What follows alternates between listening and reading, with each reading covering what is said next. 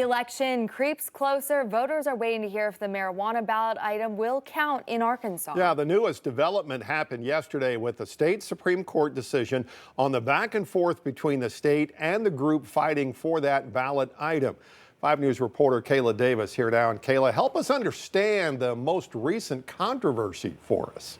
Darren, the Supreme Court has made one of two very important decisions. The first, ordering Secretary of State John Thurston to validate 18,000 signatures collected by Arkansans for Patient Access, or APA, by Friday. And the second decision they need to make is whether votes for the ballot item will count. APA has successfully gathered more than 150,000 signatures from Arkansans across all 75 counties in the state. In question are 18,000 signatures collected during what's called a cure period that gives groups time for additional signatures. Thurston refused to count those. Without them, the ballot measure doesn't have enough. So APA filed a lawsuit asking the court to mandate him to do so. They could have gone ahead and counted them and saved themselves this trouble.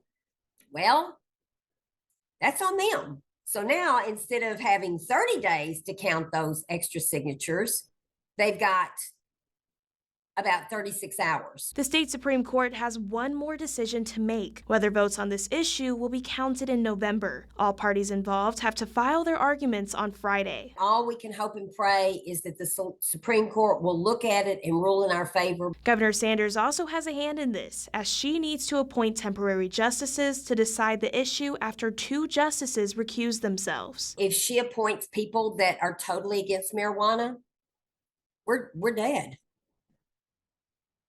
So that's pretty heartbreaking. State law requires the governor to appoint a temp who has served for at least 8 years or is a retired judge. We did everything we were asked to do, that we were expected to do, and that it has always been done that way. So if the Supreme Court does their job, we will be on the ballot. We reached out to Thurston's office today with no response to ask if counting those 18,000 signatures will be a challenge over the next 24 hours or so.